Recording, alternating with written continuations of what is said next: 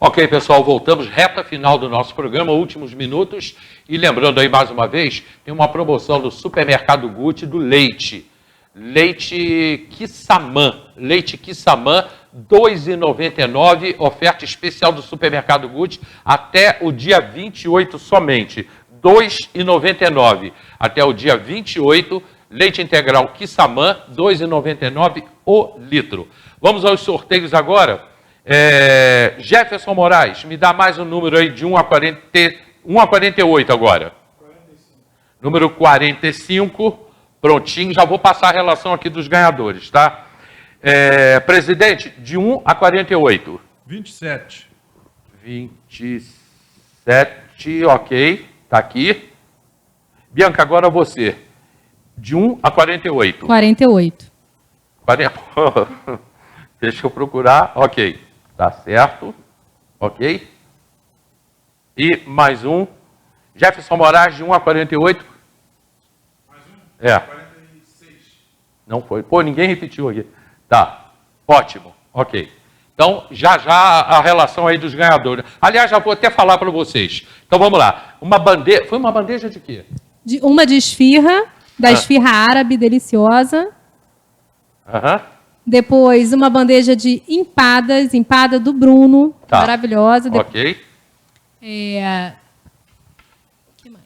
Não, aí já está certo. Já tenho tudo aqui. Tá. Então, vamos lá. Agora, se eu errar aqui, você me corrige. Bandeja de esfirra, sabe, para Igor Soares. Gente, eu não tenho aqui, meu telefone descarregou, não estou vendo aqui, tá? Então, vocês sabem, vocês estão aí, sabem quem foi. Igor Soares, uma bandeja de esfirra. Igor Soares. Estão aí no Facebook. O mate da onde? Da Casa Z, maravilhoso, lá do Zinho e da Fran. Um beijo para vocês. Tá, Casa Z. Juan Nicolas. Miss Acessórios. Eliane Porto. O que é Miss Acessórios? Olha, semijoias maravilhosas. Semijoias. Só usa. Tá, Eliane Porto. Mais um, Miss Acessórios. Claudinei Gomes. Empadas do Bruno. Davi Palhares, Empadas do Bruno, Davi Palhares, meu amigo, meu pastor Davi. Uma hidratação, Lia Queiroz, hidratação. Casa Z, né?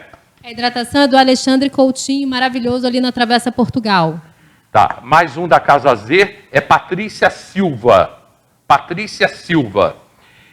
Gin da Gi. Antonielli. Gin da Gi é aquele negócio para... Isso, para bebida, maravilhoso. É muito legal isso, gente. É muito bom, é gostoso, é super saboroso. Gin da Gi. Saiu para Antonielli. E mais um, Miss Acessórios, Regina, lá de Pimenteiras, que na hora eu anotei aqui Pimenteiras. Miss Acessórios, Regina Fechó. Hã? Regina Fechó. É isso mesmo.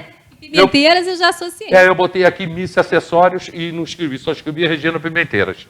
Então vamos lá. Igor Soares, Juan Nicolas, Eliane Porto, Claudinei Gomes, Davi Palhares, Lia Queiroz, Patrícia Silva, Antonielli e Regina. Pessoal, é o seguinte, na segunda-feira, está à disposição de vocês aqui na próxima segunda-feira, tá? Não hoje nem amanhã. Segunda-feira, a partir de meio-dia, vocês podem vir aqui retirar os brindes, tá? Só trazer um documento qualquer, né? As pessoas que a gente ainda não conhece. 1 hora? A partir de 1 hora. Só chegar aqui e procurar a Juliana aqui na portaria da TV. Então, vocês vão encontrar aí. Mais uma vez, registrando aqui meu amigo Jefferson Moraes, que essa semana, ou melhor, semana que vem, vai estar aqui com a gente. Veio aqui porque a gente tem uma reunião daqui a pouco. E, Bianca, final de programa. Mais uma perguntinha para o vereador. Agora você perguntando. Então, vereador, primeiro agradecer pela condução ontem, né? Já que a gente falou tanto de transporte público, eu entendi que a sua condução foi uma condução que foi aberta, que foi educada, que foi no sentido de entender. Então, a minha pergunta para o senhor é exatamente essa. Se há uma intenção de ter uma comissão para que entenda um pouco mais de transporte público e de mobilidade, não vou nem puxar sardinha para o meu quinhão, não, a gente precisa falar de transporte público, mas eu acho que mais que isso, a gente precisa falar de mobilidade urbana. Então, há um entendimento da Câmara Municipal e um entendimento seu, já que vai estar na Coalizão Rio, que eu acredito que seja hoje um dos maiores centros de entendimento a respeito do crescimento do Estado do Rio de Janeiro, sobretudo porque o transporte a gente entende que traz dinheiro, né? A gente entende que traz financiamento, a gente entende que traz emprego. Então, qual é a sua visão de futuro a respeito de mobilidade urbana? A visão de futuro é essa, é a de entendermos e criarmos mecanismos para que o transporte público seja competitivo. Que ele atenda o cliente, deixa de ser passageiro e torne-se cliente. Eu vou ter que redimensionar tudo aquilo que eu falei no começo para que quem nos pegou no decorrer do programa volte a entender. Transporte público é uma concessão. E toda empresa que tem a concessão, ela só pode fazer aquilo que a lei permite. O Jefferson tem a oficina dele, ele vai fazer tudo que a lei não proíba, tudo que a lei não te proibir, tu vai fazer. Mas a concessão tem que fazer aquilo que a lei permite, ou seja, ela tem um anteparo na frente dela, ela tem uma barreira, ela só pode ir se a prefeitura permitir.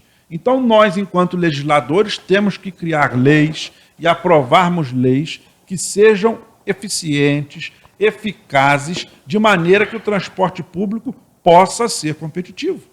E como é que se faz isso? Subsidiando passagem, pegando impostos e tarifas e taxas que têm a ver com o transporte público e criando um fundo, de maneira que a empresa possa cobrar um valor menor, uma tarifa menor, com a orientação do poder público, aumentando seus itinerários, aumentando suas rotas, colocando ônibus em lugares que ainda não chegaram, porque para ser competitivo também tem que ir em mais lugares e em mais horários, né? A gente vê lugares aí, igual, por exemplo, ali na Portelinha, eu venho brigando um tempão para que o micro-ônibus volte até o ônibus voltou. É só, assim, muito interessante o ponto que o senhor tocou, eu não vou falar especificamente lá, embora já houvesse esse estudo, né? A gente tem estudos e quando a gente fala de mobilidade, por isso até que a minha pergunta foi mais ampla, para não dizer que eu estou puxando sardinha, é porque, de fato, é isso. A Portelinha, por exemplo, ele tem um rodo pequenininho. A gente não consegue fazer manobra ali, né? Até porque é interesse de qualquer concessionária ir além, porque quando ela vai além, ela angaria aqueles passageiros ali. Então, quando a gente consegue entender quais são as rotas, quais são as dificuldades, o porquê que não acontece, né?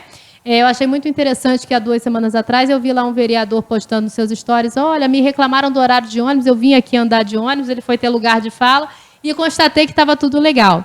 Quer dizer, por óbvio, achei até que ele foi muito inteligente em ter ido, mas não necessariamente, a gente sabe que ele tem longa-mano justamente para fazê-lo também, mas é a busca do entendimento, né? Às vezes a gente fala assim, poxa, mas não vai em determinados lugares, né? Mas por que não vai em determinados lugares? Eu vi, infelizmente, não me lembro, graças a Deus foi do período passado, um vereador que falou assim, não, mas pode fazer para grávida, pode andar de graça. Eu falei pensando, nossa, que interessante essa questão.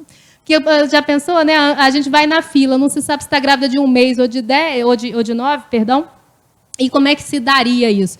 Quer dizer, é uma questão adequada da gente estudar, pontuar, entender quais são os gargalos. Mas, enfim, vereador, lhe devolvo a palavra, mas o importante é a gente falar de mobilidade como um todo, né? Sim, e a minha intenção é essa, enquanto legislador, fazer o transporte público ser competitivo. Ele só é competitivo indo em mais lugares, em poucos espaços de tempo, né, com mais horários e uma tarifa reduzida. Para que isso aconteça, o poder público tem que entrar, tem que regulamentar, tem que criar maneiras para que isso se torne viável e palatável para o cidadão. Porque quando você dá a posição de competitividade à empresa, ela pode fazer promoções, ela pode fazer reduções de tarifa, ela pode fazer subseções, de maneira que ela possa vir a competir com as outras empresas que competem com ela, mas que não tem o ônus financeiro, não tem o ônus tributário nem social que uma empresa concessionária tem. Então, nós temos que criar leis que criem essa equidade de competição. Eu agradeço e eu só queria chamar a atenção assim, né, que quando a gente vai falar, e principalmente poder público, quando a gente vai falar de uma concessionária, eu acho super importante todos os questionamentos. Eu só lembro aos nossos queridos edis que sigam realmente assim, né, um único norte. A empresa de transporte público hoje da cidade, ela também emprega 500 funcionários.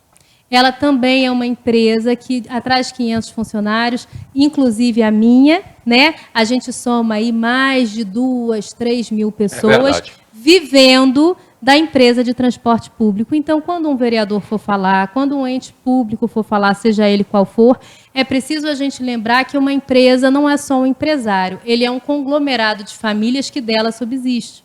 E aí dói muito no coração de cada pessoa, de cada motorista nosso que enfrentou a pandemia de frente, assim como foi linha de frente, eu realmente fico até muito emocionada, né? Ontem chorei ouvindo a sessão e eu tenho certeza que muitos dos nossos também, porque não é só uma empresa, não é só o empresário.